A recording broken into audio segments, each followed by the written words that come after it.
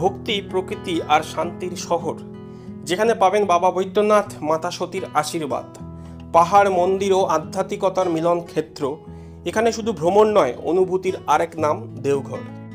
সবুজ প্রকৃতি আর ভক্তির আবেশে ঘেরা, যেখানে প্রতিটি প্রার্থনা মেলে শান্তির ছোঁয়া। দেওঘরের রূপে হারিয়ে যাওয়া এক অমূল্য স্মৃতি।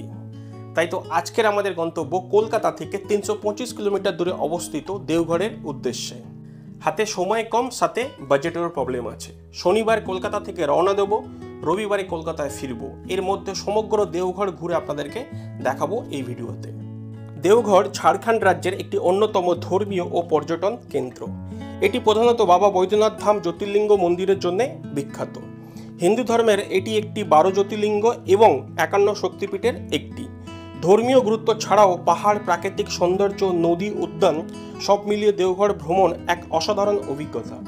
এখানকার প্রধান দর্শনীয় স্থানের মধ্যে থাকছে বাবা বৈদ্যনাথ ধাম মন্দির, বসুকীনাথ মন্দির, নলাক্ষা মন্দির, সীতাকুহুরি, হরিলা ঝর্ণা, ত্রিকুট পর্বত, তপবন পর্বত, শৈল পাহাড়, রামকৃষ্ণ মিশন, ময়ূরাক্ষী নদী এবং অনুকূল ঠাকুরের আশ্রম। এই এত কিছু থাকছে আপনার জন্য দেওঘর ভ্রমণে। সবার প্রথম আপনারা চলে আসবেন বাবা বৈদ্যনাথ ধামে। পৌরাণিক কাহিনী অনুযায়ী লঙ্কার রাজা রাবণ মহাদেবকে নিজের রাজ্যে নিয়ে যেতে চেয়েছিলেন। তিনি তপস্যা শুরু করলেন এবং মহাদেবকে খুশি করার জন্যে নিজের মাথা কেটে একের পর এক শিবকে উৎসর্গ করতে লাগলেন। 9টি মাথা কেটে দেওয়ার পর যখন 10মটি কাটতে যাচ্ছিলেন, তখন মহাদেব তার ভক্তি দেখে সন্তুষ্ট হয়ে স্বয়ং তার সামনে হাজির হলেন। মহাদেব রাবণকে একটি জ্যোতির্লিঙ্গ দিয়ে বলেন, যে স্থানে এই লিঙ্গটি প্রথমবার রাখা হবে সর্বদা লিঙ্গটি ওই স্থানেই বিরাজমান হবে। রাবণ লিঙ্গটি নিয়ে লঙ্কার পথে চললেন।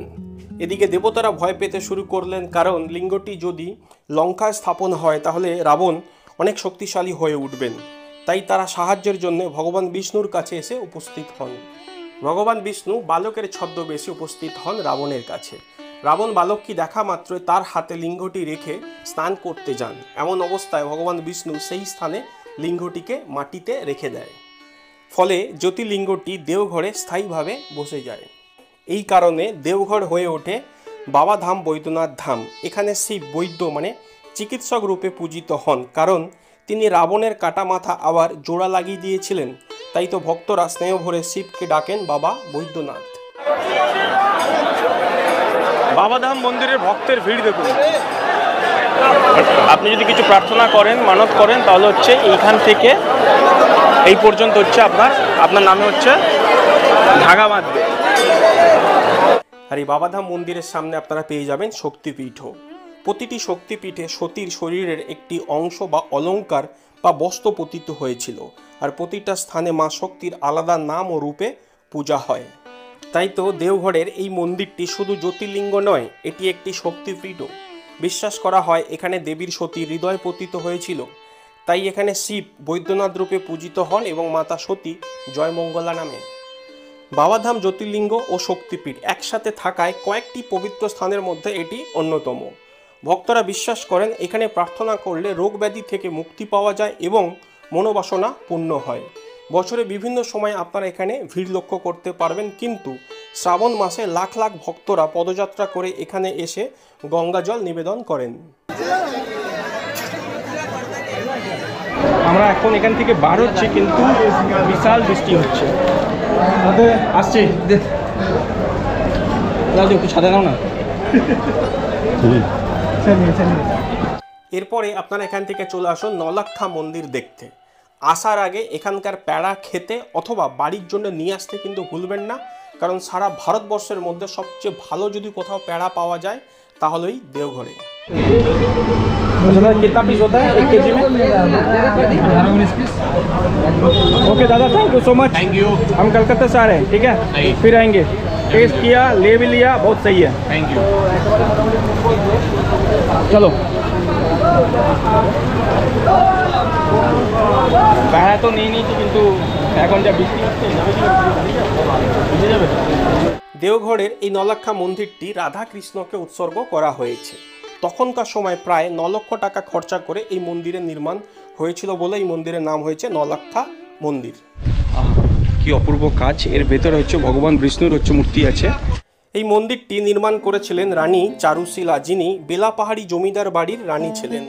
স্বামী ও পুত্রের অকাল মৃত্যুর পর তিনি গভীর দুঃখে ভগবানকে আশ্রয় করেন এবং এক সাধু ভক্ত বলানন্দ ব্রহ্মচারীর প্রেরণায় তিনি এই মন্দির গড়ে তোলেন। আজ নলাক্কা মন্দির শুধুমাত্র ধর্মীয় স্থান নয়, দেওঘরের অন্যতম এক আকর্ষণীয় স্থাপত্য। এবার আপনারা এখান থেকে চলে আসুন ত্রিকুট পর্বতে, যার ডিস্টেন্স এখান থেকে প্রায় 20 কিলোমিটার। দেওঘরের এই ত্রিকুট পর্বতটি 3টি শৃঙ্গ নিয়ে গঠিত, তাই এর নাম ত্রিকুট পর্বত। কথিত আছে এই 3টি শৃঙ্গকে ব্রহ্মা, বিষ্ণু ও মহেশ্বরের প্রতীক হিসাবে ধরা হয় এবং পৌরাণিক কাহিনী অনুযায়ী রাবণ যখন শিবের জ্যোতির্লিঙ্গ নিয়ে লঙ্কায় যাচ্ছিলেন তখন এই ত্রিকুট পর্বতের কাছাকাছি এসে নাকি বিশ্রাম নিয়েছিলেন। তাই এই পর্বতের সঙ্গে বৈদ্যনাথ ধামের গভীর সম্পর্ক রয়েছে। आप लोग क्या गाइड है? हाँ, कितना करके लेते हैं? हम लोग 360 रुपये लेंगे। 8 मंदिर, धर्मा, हनुमान जी का गुफा, सीता माँ का कुटिया, वो सारा चीज़ हम लोग रखेंगे। और कितना टाइम लगेगा? आधा घंटे लगेगा। বাবাধাম থেকে আমরা এখন চলে এসেছি আপনার ত্রিকুট পর্বতে। এই ত্রিকুট পর্বতের এক শৃঙ্গে রয়েছে শিব মন্দির, অপর এক শৃঙ্গে রয়েছে মায়াদেবীর মন্দির। পাহাড়ে ঘেরা এই অঞ্চলের প্রাকৃতিক সৌন্দর্য ও ধর্মীয় আবহে ভরপুর আছে। তাই তো ত্রিকুট পর্বত একই সঙ্গে পৌরাণিক কাহিনী, দেবতাদের প্রতীক ও প্রাকৃতিক সৌন্দর্যের এক অপরূপ মিলন ক্ষেত্র।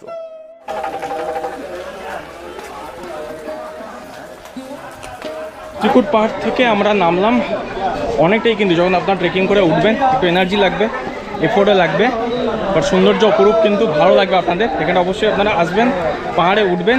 গাইড চাইলে নাও নিতে পারেন, যদি নিতে পারেন তো আপনাদের একটু ইনফরমেটিভ হবে আর আপনাকে ডাইরেকশনটা দেখিয়ে নিয়ে যাবে, বিকজ অনেক জায়গা আছে একটু মাথা নিচু করে ঝুঁকে যেতে হয়, তো ওরা ব্যাপারটা আপনাকে পুরো গাইড করে দেবে। যদিও ডাইরেকশন দেওয়া আছে অনেক জায়গায়, সেটা যদি ফলো করতে পারেন তাহলে তো খুব ভালো, ঠিক আছে? আদারওয়াইজ সেটা গাইড নিতে পারেন। এরপর আপনারা এখান থেকে চলে আসুন তপোবন পর্বতে। তপোবনে কি আছে দাদা? তপোবনে হনুমান মন্দির। রাবণ এখানে তপ করেছিল, হনুমান ওর তপ ভঙ্গ করেছিল। ওই পাথরটা আছে, একটা চটকা পাথর আছে, ওর মাঝখানে হনুমানের ছবি আছে। আচ্ছা, ঠিক আছে, ওই পাথর কাটাই। তো অতটা যদি চাপতে পারবেন তো চাপবেন না।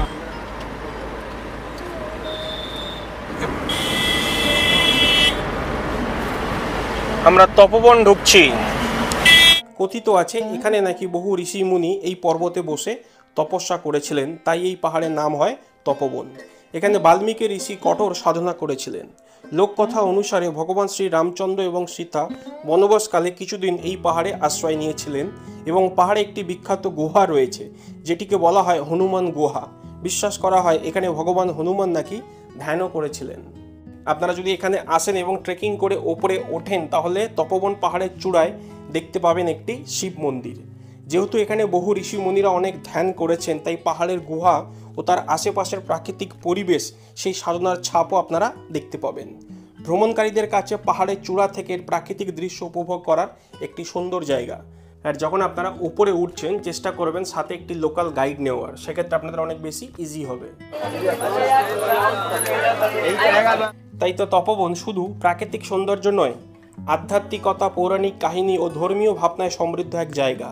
এর জন্য এটি দেওঘরের অন্যতম গুরুত্বপূর্ণ পর্যটন কেন্দ্র হিসাবে বিবেচিত হয়।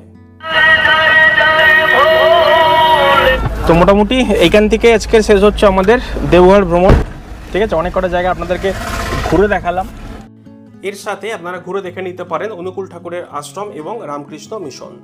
আর এখানে ভ্রমণের জন্য সবচেয়ে বেস্ট টাইম হলো অক্টোবর থেকে ফেব্রুয়ারি। এই সময় আবহাওয়া ঠান্ডা থাকে, যা ভ্রমণের জন্য পারফেক্ট।